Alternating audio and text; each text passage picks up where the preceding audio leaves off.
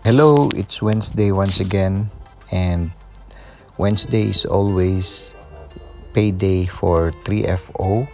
Consistently every week, every Wednesday, makakatanggap kayo ng income sa 3FO once na nag-deposit kayo ng $500. Weekly, makakapag-start na kayo earn ng weekly profit and mawi-withdraw nyo na yon every week hanggang sa makumpleto nyo yung 500 at yung total na amount na matatanggap nyo is 1,000. So, ito, continuous lang yung income every week. And yung sa akin, 7.5 per week. Depende kasi sa subscription. So, minimum yung 500. And dito sa subscription ko, this is 7.5 per week. And minimum withdrawal is $10. Kaya naghihintay ako ng 2 weeks para ma-withdraw yung amount dahil $15 na yung nandito. So pwede siyang i-withdraw. For the sake of tutorial dito sa para ipakita ko yung mga procedures kung paano i-withdraw dito. So kailangan nating ipadala yung pera from 3FO papunta naman ito sa coins.ph. Pwede natin siya i-diretso sana sa GCash, kaya lang yung GCrypto ang available na network na makukuha sa Ethereum ay Ethereum based, Ethereum din ang network. Yung network nito ay Ethereum yung token, tapos yung network is Base. Kaya ang gagawin natin ngayon, ipapadala muna natin sa coins.ph. Kung meron kayong coins.ph, pwede nyo kunin yung wallet address doon para yun ang is-submit yung wallet address dito.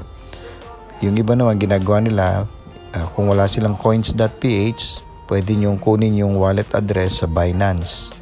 Basta't yung network is Base network. Ethereum yung token, Base yung network. Okay?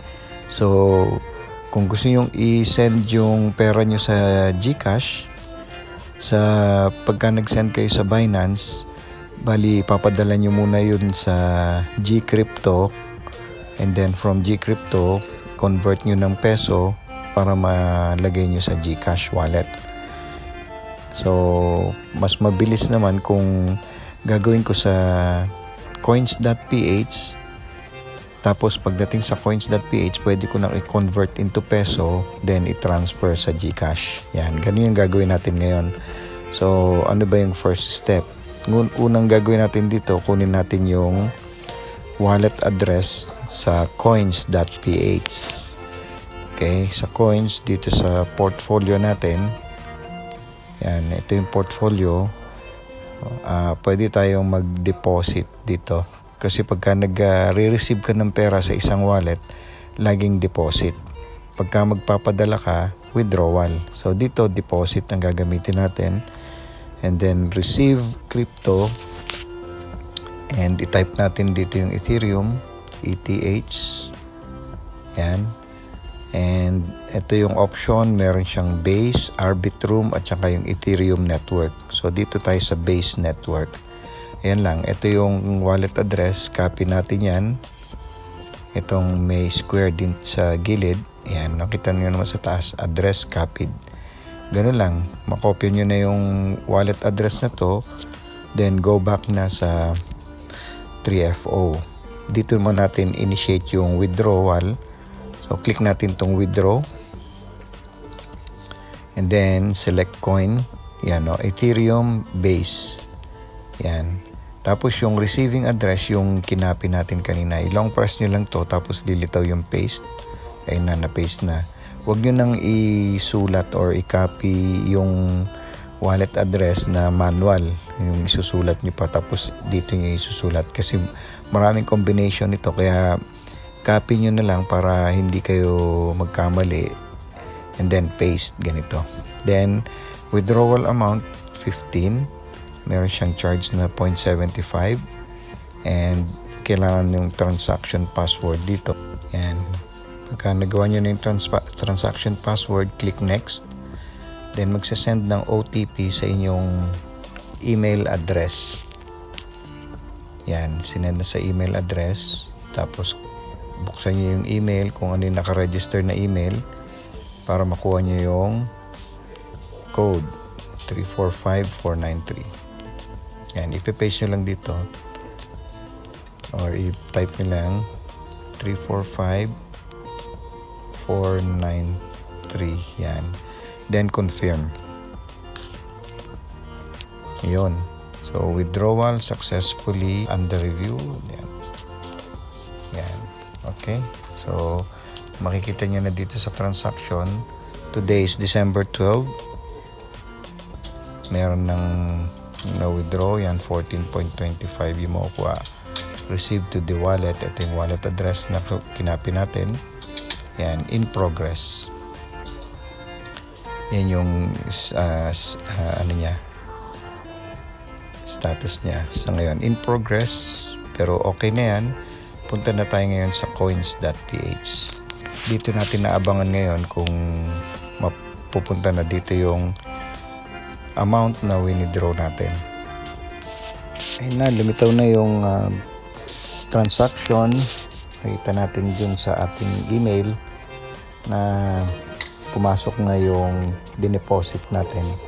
Tingnan natin sa ating email, sa ating notification. Ayan, received. Ayan, received ETH, Ethereum, successful. Okay, ayan na. So, pumasok na yung ating withdraw sa coins.ph. Now, yung second na step ay yung papadala natin siya sa GCash. Sa coins.ph pala, sa inyong withdrawal, bago ma-clear yung inyong dineposit or withdraw sa 3FO, dineposit sa coins, kailangan lang i-verify yung transaction. Ang ibig sabihin niyan, kailangan lang i-paste yung wallet address na kung saan nanggaling yung inyong withdrawal. So, balik tayo sa 3FO. Okay. And then, dito naman kukunin natin yung wallet address noong 3FO. Dito sa my portfolio. Dito sa ating BTC wallet holding ito. Yan. Ito yung wallet address na kailangan nating i-verify para malaman ng coins.ph na galing sa 3FO yung account.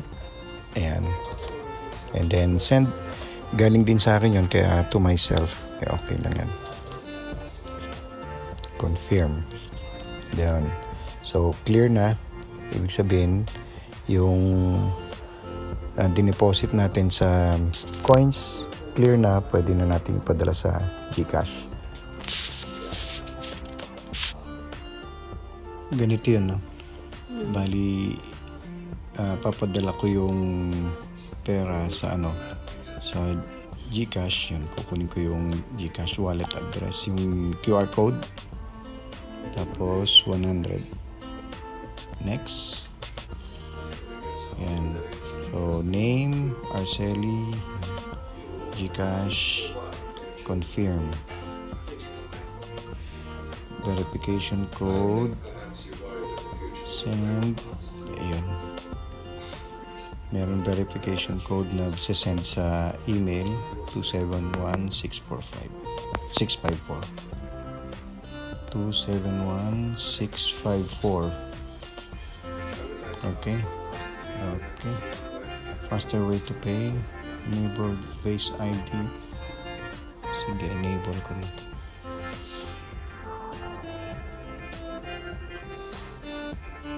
Okay. Transaction successful. Check mo na yan sa ano mo. Sa GCash. Yan. Confirmed na natanggap sa GCash. So, yung process tama from 3FO going to coins.ph. Coins.ph kinonvert natin into peso, and then from coins pinadala natin sa GCash. Successful, and yan, seamless yung ating earnings.